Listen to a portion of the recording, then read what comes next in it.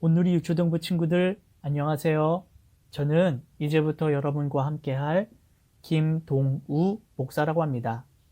만나서 정말 반가워요. 코로나 바이러스로 인해 여러분을 직접 만나서 인사하지 못해 아쉽지만 곧 좋은 모습으로 만나기를 기도할게요. 여러분도 함께 기도해 주세요. 오늘은 하나님은 우리 친구들을 사랑하세요 라는 제목으로 함께 말씀을 나눌 거예요. 유초등부 친구들, 이 시간 하나님이 나를 얼마나 사랑하시는지를 생각하며 요한복음 3장 16절, 17절 말씀을 한 목소리로 읽도록 할게요. 다 같이 힘차게 읽어보도록 할까요? 하나님이 세상을 이처럼 사랑하사 독생자를 주셨으니 이는 그를 믿는 자마다 멸망하지 않고 영생을 얻게 하려 하심이라. 하나님이 그 아들을 세상에 보내신 것은 세상을 심판하려 하심이 아니요 그로 말미암아 세상이 구원을 받게 하려 하심이라. 아멘. 하나님과 우리 사이에 네 가지 영적인 원리가 있어요.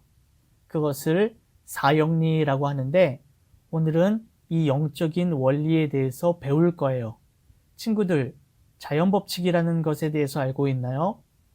자연법칙은 우리 친구들이 알고 있는 것처럼 사계절의 변화 또는 낮과 밤의 시간 변화 등 자연과 관련된 일정한 법칙을 말하는 거예요. 그런데 이와 같은 법칙이 우리 사람과 하나님 사이에도 있어요.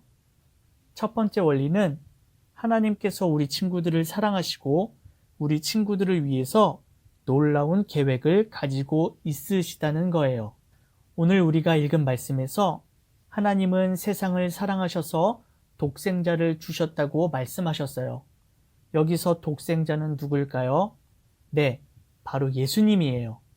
하나님의 아들이신 예수님께서는 자신이 온 것이 우리 친구들로 하여금 영원한 생명을 얻고 풍성한 삶을 살도록 하기 위해서라고 말씀해 주셨어요. 그런데 사람들은 이와 같은 하나님의 마음을 알지 못해서 영원한 생명과 풍성한 삶을 누리지 못하고 있어요. 왜 그럴까요?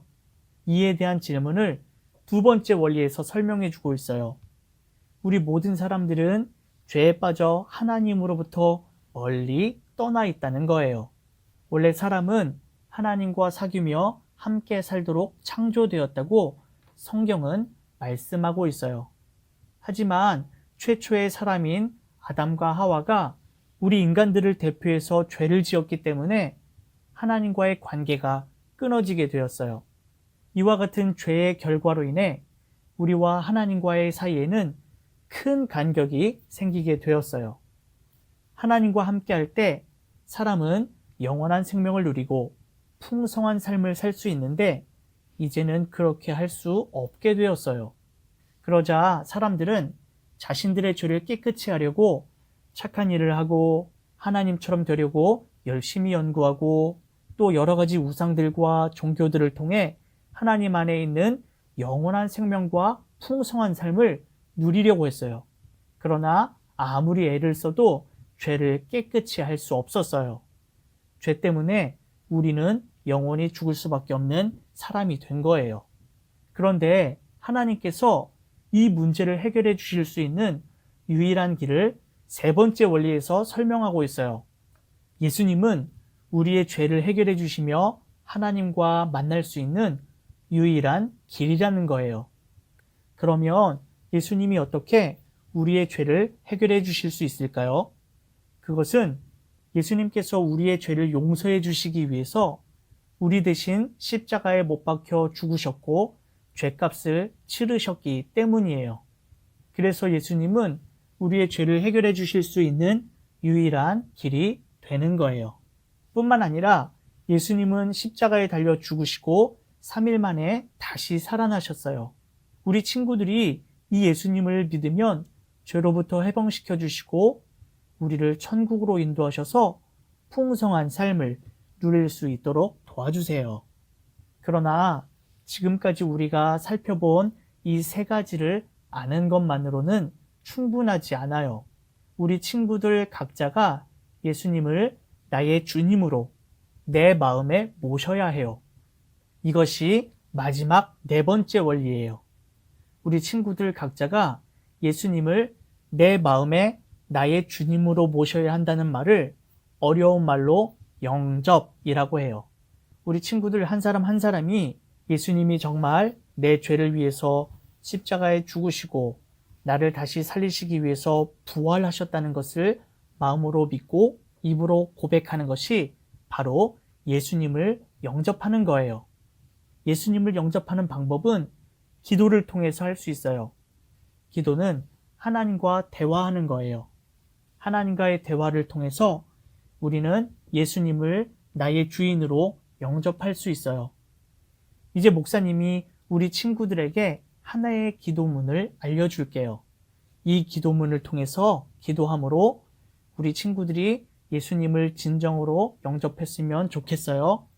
우리 이 시간 목사님을 따라서 앞에 보이는 화면을 보고 같이 기도할까요?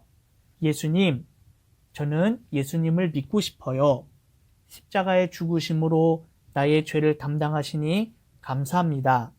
지금 나는 나의 마음의 문을 열고 예수님을 나의 구주로 영접합니다. 나의 죄를 용서하시고 영원한 생명을 주셔서 감사합니다. 나의 삶을 다스려 주시고 나를 주님이 원하시는 사람이 되도록 인도해 주세요. 감사드리며 예수님의 이름으로 기도드립니다. 아멘.